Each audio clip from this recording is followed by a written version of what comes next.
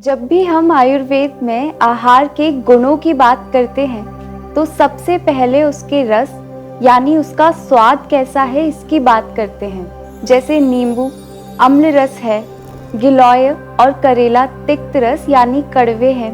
लगभग सभी मसाले कटु रस के होते हैं। गेहूं, दूध, घी ये सब मधुर रस हैं। ऐसा इसलिए क्योंकि हर रस का अपना प्रभाव शरीर पर होता है और सभी आहार में कोई ना कोई रस तो होता ही है। आयुर्वेद में षड रस आहार का वर्णन हमें मिलता है, यानी मधुर, अम्ल, लवण, कटु, तिक्त और कषाय। इनमें सबसे पहला रस है मधुर।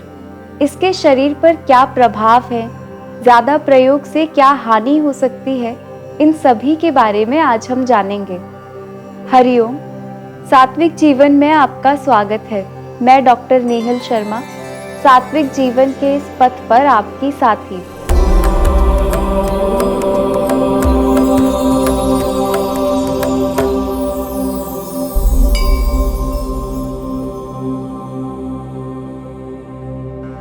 मधुर रस का नाम सुनते ही हमारे मन में आता है मिठाइयाँ, लेकिन मधुर रस का अर्थ केवल मिठाइयों से, बेकरी फूड से या स्वीट ब्रेड या बन से नहीं है। मधुर रस का अर्थ आहार में स्वाभाविक रूप से उपस्थित मधुरता से है, ना कि चीनी शक्कर मिलाकर आने वाली मधुरता से। जैसे गेहूं, चावल, खजूर, पके हुए फल, नारियल, घी, दूध, दही, मूंग दाल, बादाम, मुनक्का, गुड़, शहद, गन्ना या देसी खांड। पर कोई भी आहार केवल एक रस का नहीं होता। जैसे शहद मधुर और कषाय है, यानी कषाय रस के गुण भी इसमें हैं और मधुर रस के भी। मधुर रस के शरीर पर प्रभाव देखें तो इसका सबसे विशेष गुण है शरीर सातम्य, यानी ये शरीर और मन को प्रिय है और हितकर है। ये शरीर की सभी धातुओं जैसे रस, रक्त, मांस, मेद, अस्थि, मज्जा और शुक्र का पोषण करने वाला रस है। इसे त्वचीय, केशीय, कंठ्य और बल्य कहा गया है, यानी ये बालों के लिए, त्वचा के लिए और कंठ के लिए हितकर है। अच्छे स्वर के लिए कंठ में थोड़ी आर्द्रता या चिकनाई होनी चाहिए। त्वचा को कांतिमय रखने के लिए और रूखापन दूर करने के लिए भी स्निग्धता जरूरी है, और मधुर रस का सेवन शरीर में यही स्निग्धता लाता है।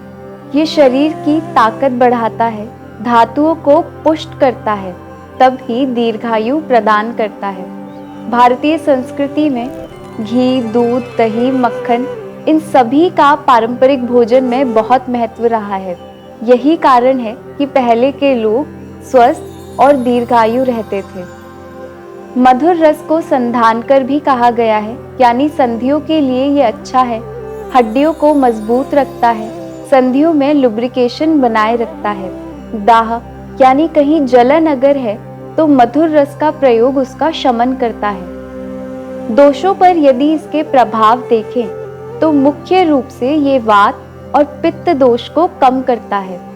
लेकिन मधुर रस के आहार पचने में भारी होते हैं, इसलिए आहार विधि के अनुसार भोजन के प्रारंभ में मधुर रस का सेवन करने के लिए कहा गया है, जिससे अंत तक आसानी से इसका पाचन हो जाए। और भोजन के अंत में कषाय रस का सेवन किया जाता है, जो स्तंभन करता है, यानी स्रावों को रोकता है। डाइजेस्टिव जूसेस के स्राव को या सलाइवेशन को कम करता है। जैसे छाछ का सेवन, छाछ या तक्र कषाय रस की है। भोजन के अंत में इसके सेवन से खाने के बाद जो शुगर क्रेविंग होती है वो नहीं होती। या अंत में मधुर रस का सेवन किया जाता है यदि भोजन में कुछ बहुत तीखा या मसालेदार खाना खाया है, तो ऐसी स्थिति में दाह यानी जलन और पित्त दोष का प्रकोप ना हो, इसके लिए भोजन के बाद दूध का सेवन करने को कहा गया है। यदि इसी मधुर रस का बहुत अधिक सेवन किया जाए, अधिक रिफाइंड शुगर का सेवन किया जाए, तो ये स्थौल्य लाता है, यानी मोटापा बढ़ाता है, आलस्य लाता है, शरीर में भारीपन बढ़ाता है, भूख खत्म करता है, अग्नि को या पाचन शक्ति को कमजोर करता है। मुख में हमेशा मधुर रस का स्वाद बना रहता है, hypothyroid, goitre, hyper cholesterol, high lipid, diabetes, fatty liver का कारण होता है। नसों को यानी आर्टरीज को ब्लॉक करता है। शरीर में अलग अलग प्रकार की गांठें उत्पन्न होती हैं और कैंसर तक का कारण बनता है। इसलिए मधुर रस का अत्यधिक सेवन बिल्कुल भी नहीं करना है, विशेष रूप से रिफाइंड शुगर का, जिसका बहुत अधिक मात्रा में हम कोल्ड ड्रिंक्स, जंक फूड या मिठाइयों और चाशनी के रूप में करते हैं।